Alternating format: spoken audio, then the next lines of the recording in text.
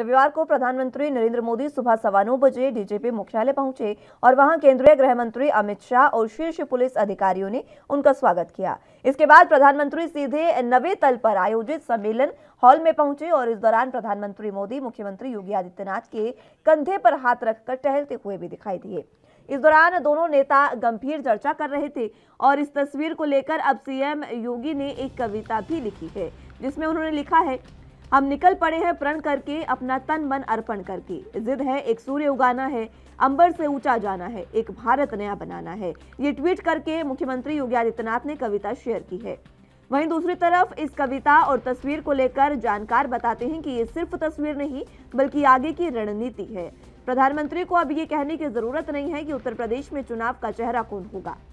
साथ ही ये साफ हो गया है कि अगले चुनाव में एक बार फिर से मोदी योगी की जोड़ी सबके सामने होगी और ये तस्वीर उत्तर प्रदेश के चुनाव में 2022 के मुख्यमंत्री के चेहरे को ही नहीं दिखाता बल्कि योगी और मोदी की केमिस्ट्री को भी सामने रखता है।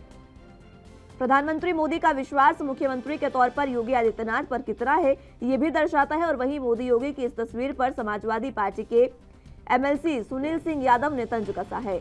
उन्होंने ट्वीट कर लिखा, तुमसे ना हो पाएगा। उन्होंने लिखा कि यूपी में तो अखिलेश ही आएगा।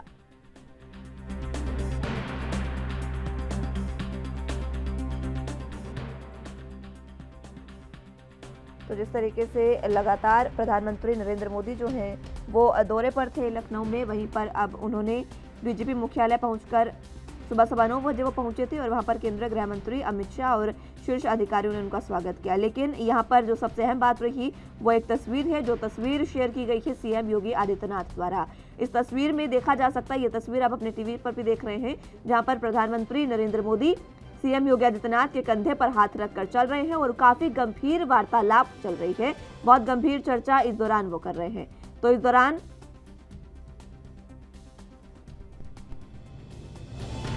तस्वीर में सीएम योगी आदित्यनाथ भी दिख रहे हैं और वहां पर वो गंभीर चर्चा करते नजर आ रहे हैं। तस्वीर के मायने क्या निकाले जाएं, अब सबसे अहम ये है, जानकार ये बताते हैं कि ये तस्वीर सिर्फ एक तस्वीर नहीं है, ये तस्वीर अब साफ करती है कि उत्तर प्रदेश में कौन आगे चेहरा होगा, उत्तर प्रदेश में कौन सीएम का चेहरा होगा, वो ये तस्वीर बिल्कुल साफ कर रही है। प्रधानमंत्री नरेंद्र मोदी ने ये जिस तरीके की तस्वीरें जो खिंचवाई है, जिस तरीके से वो वार्तालाप कर रहे थे, उसको लेकर सीएम ने यह तस्वीर शेयर की है।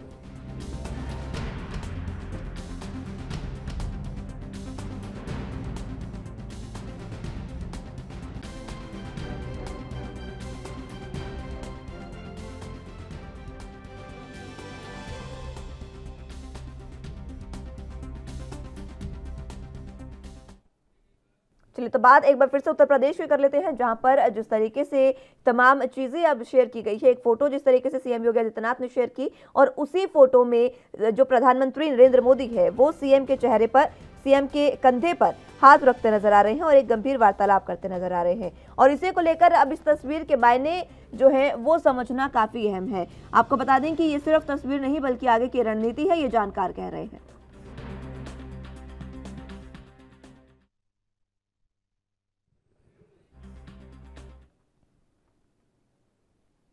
इसी खबर पर चर्चा के लिए हमारे साथ वरिष्ठ पत्रकार के रूप में आरपी उपाध्याय जी जुड़ चुके हैं। उपाध्याय साहब, बहुत बहुत स्वागत है आपका एनबी न्यूज पर। लगातार जिस तरीके से अभी हाल ही में बातें चल रही थी कि उत्तर प्रदेश में सीएम योगी को हटाया जा सकता है, उनको उनके चेहरे को इस बार सीएम के तौर पर नहीं रखा जा सकता और प्रधानमंत्री नरेंद्र मोदी और सीएम योगी के बीच कहीं ना कहीं खींचतान भी है, इस तरीके की बातें सामने आ रही थी। लेकिन अब एक तस्वीर जिसने सब कुछ साफ कर दिया है, आप इस तस्वीर को किस तरीके से देख रहे हैं? देखिए, इलेक्शन का दौर है मुस्कान, और हर तस्वीर या हर एक बयान बहुत मायने रखता है। आपने ठीक कहा, उत्तर प्रदेश में जिस तरीके से अलग अलग सत्ता के केंद्र हो गए हैं, देखिए चाहे वो दिनेश शर्मा हैं, चाहे वो दूसरे डिप्टी सीएम हैं या सीएम हैं, अलग अलग सत्ता के केंद्र बन गए। और मौर्य जी का बयान आता ही रहता है कि भी जिस तरीके से उन्हें पहले प्रोजेक्ट किया गया था पिछले इलेक्शन में मुख्यमंत्री का चेहरा, लेकिन आखिर में बदल दिया गया, तो वो भी कहीं ना कहीं आहत है और वो सत्ता का एक अलग केंद्र है। और उनकी कोशिश यही है कि भी इलेक्शन सीएम योगी के नाम पर न लड़के, कहीं ना कहीं पीएम के नाम पर लड़ा जाए और जब जीतकर विधायक आए तो जो एक संभावना है, देखिए राजनीति संभावनाओं का खेल है, तो केशव प्रसाद मौर्य को लगता है कि वो संभावनाएं खत्म न हो जाए, वो संभावनाएं बनी रहें। इसी कड़ी में आप देखेंगे कि समय समय पर यह होता रहा कि जिस तरीके से उत्तराखंड में मुख्यमंत्री बदला गया तो लग रहा था कि उत्तर प्रदेश में भी कहीं न कहीं उसकी पुनरावृत्ति न हो। लेकिन मैं मानता हूं कि योगी आदित्यनाथ एक अरसे से राजनीति में हैं और उनका जो राजनीतिक कद है, आप देखेंगे स्टार प्रचारक के रूप में भी उनकी एक अहम भूमिका रही है। योगी और मोदी की जोड़ी का जो करिश्मा है, तो योगी कहीं विचलित नहीं होते, वो बड़े कॉन्फिडेंस के साथ आगे बढ़ा है।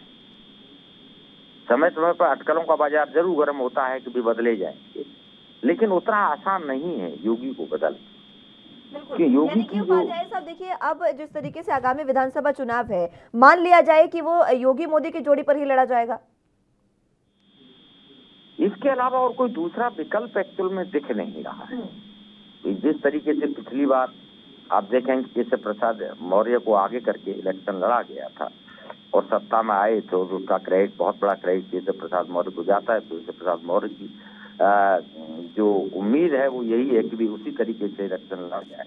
लेकिन पानी बहुत बह चुका है, बात काफी आगे बढ़ चुकी है उसका, और पूरे लगभग 5 साल होने को जा रहे हैं जिस तरीके से योगी आदित्यनाथ का कार्यकाल रहा है, जो उनकी कार्य करने की जो आक्रामक शैली रही है, चाहे वो कोरोना काल रहा हो या दूसरी परिस्थितियां रही हो, जिस बखूबी उन्होंने कोशिश की है सब चीजों को मैनेज करने की, तो उससे निकल पाना। और फिर दूसरा देखिए, गोरखपुर पीठ का जो फॉलोअर्स हैं वो, दूसरा उनका जो एक अलग वो है, कौन सा हिंदू दल है क्या, एक वो चलाते हैं वो अपना एक है, उसके बहुत सारे फॉलोअर्स उत्तर प्रदेश में मौजूद हैं।